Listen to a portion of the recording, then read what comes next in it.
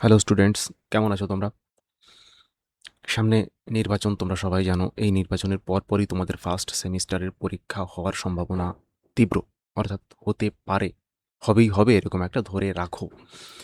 এমত অবস্থায় তোমরা যারা খুব ভালো প্রিপারেশান নাওনি, যাদের খুব অল্প পড়ে পাশ করতে হবে বা ভালো একটা রেজাল্ট করতে হবে, মূলত তাদের জন্য আমার এই ভিডিওটি। এবার দেখো, তোমাদের ২ নাম্বারের প্রশ্ন, সবার প্রথম যেটা আছে, রাজনীতি বলতে কী বোঝো? এটা যদিও খুব একটা ইম্পর্টেন্ট নয়, তবুও আমি তোমাদের পড়াচ্ছি। সাধারণ অর্থে রাজনীতি হলো রাষ্ট্র পরিচালনা বা সরকার পরিচালনার নীতি ও পদ্ধতি। এইটুকু লাইন একসঙ্গে মুখস্থ করবে। তারপর বৃহত্তর অর্থে সমাজের মূল্যবোধের কর্তৃত্বমূলক বন্টন এবং ক্ষমতা, মানে ক্ষমতার বন্টন, এর মধ্যে ধরে রাখো ও দ্বন্দ্ব সমাধানের পদ্ধতি হলো রাজনীতি। দ্বন্দ্ব মানে হচ্ছে আমাদের সমাজে যে গণ্ডগোলগুলো হয়ে থাকে সেটা সমাধানের এক যে একটা পদ্ধতি, সেটাই হলো রাজনীতি। এটা খুব একটা গুরুত্ব আমি দিতে বলছি না। পরেরটা দেখো, রাজনৈতিক বলতে তুমি কি বোঝো? এটা একটুখানি গুরুত্বপূর্ণ, 1 স্টার দেবো আমি এটাকে। রাজনৈতিক শব্দটি রাষ্ট্র, সরকার, ক্ষমতা বা জনজীবনের সাথে সম্পর্কিত যে কোনো বিষয়কে বোঝায়। এটি এমন বিষয় যা সমাজের বৃহত্তর অংশের সিদ্ধান্ত গ্রহণ ও ক্ষমতার বন্টন প্রক্রিয়ার সাথে জড়িত। এই প্রশ্নটা খুবই গুরুত্বপূর্ণ, এটা তোমরা পড়তে পারো। পরেরটা দেখো, রাজনীতি সম্পর্কে ডেভিড স্টোনের সংজ্ঞাটি দাও। ডেভিড স্টোনের মতে রাজনীতি হলো সমাজের মূল্যবোধের কর্তৃত্বমূলক বন্টন। Politics is the authoritative allocation of values for a society. ইংলিশটা তোমাদের একদমই পড়তে হবে না, শুধুমাত্র তোমরা এইটুকু পড়লেই হবে। রাজনীতি হলো সমাজের মূল্যবোধের কর্তৃত্বমূলক বন্টন। এখান থেকে জাস্ট এই পর্যন্ত। এরপর দেখো, অর্থাৎ সমাজে কে কি পাবে, কখন পাবে এবং কিভাবে পাবে তা নির্ধারণ করার প্রক্রিয়াই হলো রাজনীতি। এটা গেল, মাত্র 2টো লাইন আছে, সুন্দর করে মুখস্থ করে দেবে। রাজনৈতিক তত্ত্ব বলতে কি বোঝো? হোয়াট ইজ পলিটিক্যাল থিওরি বা what do you mean by political theory, just এরকম। রাজনৈতিক তত্ত্ব হলো রাষ্ট্র, সরকার, রাজনীতি, ক্ষমতা, স্বাধীনতা, সাম্য এবং ন্যায় বিচারের মতো মৌলিক রাজনৈতিক ধারণাগুলির উৎপত্তি, প্রকৃতি এবং তাৎপর্য সম্পর্কে পদ্ধতিগত ও বিশ্লেষণমূলক অধ্যয়ন। এবার দেখো, তোমাদের একটা কথা আমি খুব ক্লিয়ারভাবে বলি, এখানে কিন্তু খুবই অল্প কথায় ছোট ছোট করে তোমাদের 2 মার্কের প্রশ্নগুলো লেখা হয়েছে। এই 2 মার্কের প্রশ্নগুলো কিন্তু আরও একটু বড় বড় হয়। কিন্তু তোমরা যারা সারা বছর বা সারা সেমিস্টারে পড়াশোনা করনি, লাস্ট স্টেজে গিয়ে পড়াশোনা করছো, তাদের জন্য এগুলো খুবই গুরুত্বপূর্ণ। এইটুকু কোয়েশ্চেনের উত্তর লিখলেই তোমরা 2 মার্ক পাবে। কিন্তু আমি আবার বলছি, এটা কিন্তু একটু ছোট ছোট করে লেখা। আবার দেখো, রাজনৈতিক তত্ত্ব বলতে কি বোঝো? এটাকে আমি দেব 3 স্টার।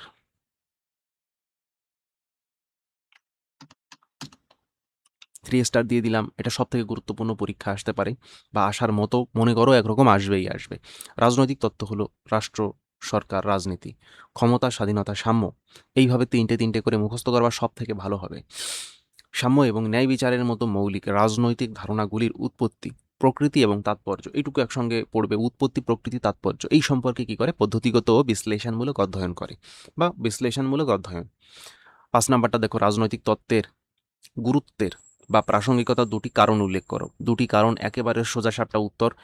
এটি প্রথমত, এটি বা 1 নাম্বার দিয়ে রোমান হরফে তোমরা লিখতে পারো, এটি রাজনৈতিক ব্যবস্থা ও সরকারের প্রকৃতি বুঝতে সাহায্য করে। দ্বিতীয়টি কি করে?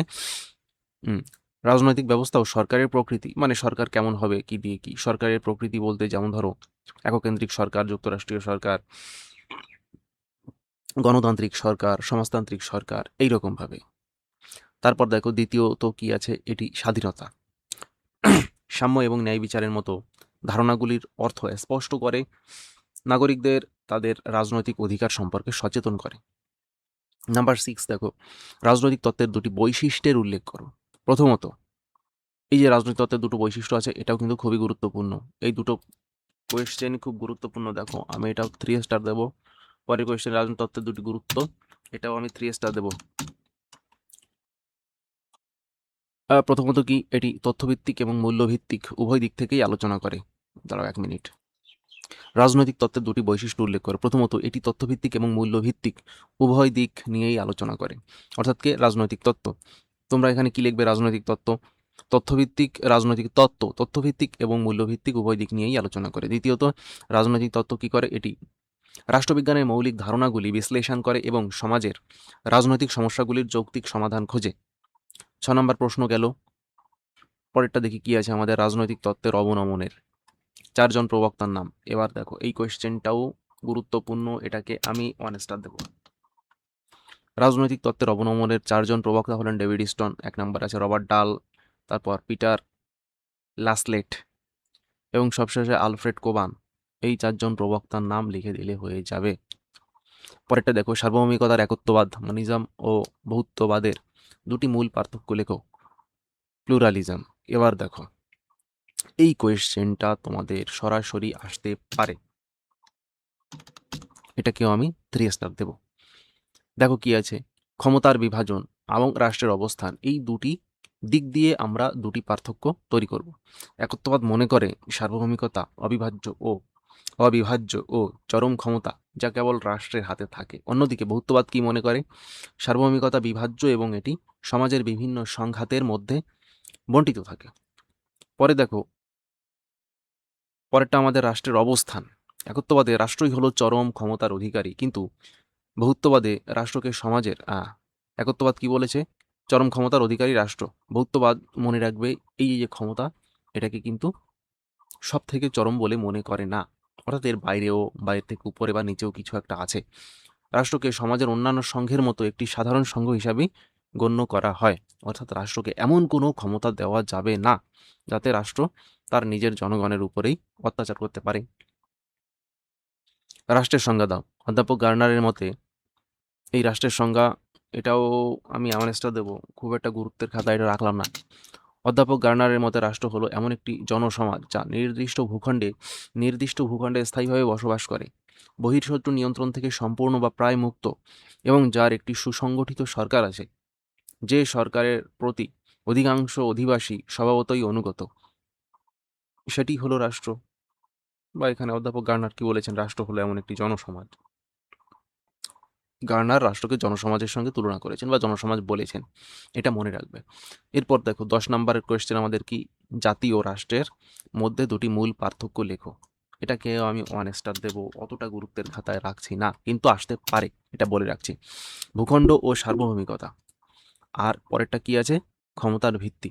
এবার দেখো, জাতি নেশান, এটা হচ্ছে তোমাদের কি বলবো, এটা একটা মনস্তাত্ত্বিক ব্যাপার, এবং দ্বিতীয়ত রাষ্ট্র, এটা হচ্ছে একটা কাঠামো মনে করো, যার একটা রূপ আছে।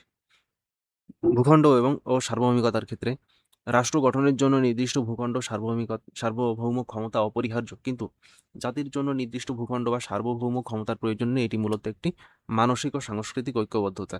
এই যে মানসিক, আমি প্রথমে একটা শব্দ ব্যবহার করলাম যে মনস্তাত্ত্বিক ব্যাপার, সেরকম এটা মানে একই জিনিস আর কি বলতে গেলে, মানসিক এবং সাংস্কৃতিক ঐক্যবদ্ধতা। যেমন ধরো পাঞ্জাবি, এটা একটা জাতি বলা যায়, বাঙালি জাতি।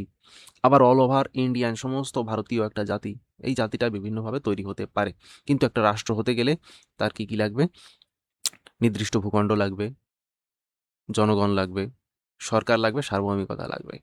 এই যে 4টি উপাদান, এটা মাস্ট, এটা লাগবেই লাগবে। এখানে দেখো 2টো উপাদানের কথাই বলেছে, ভূখণ্ড এবং সার্বভৌম ক্ষমতা, যেটা অপরিহার্য।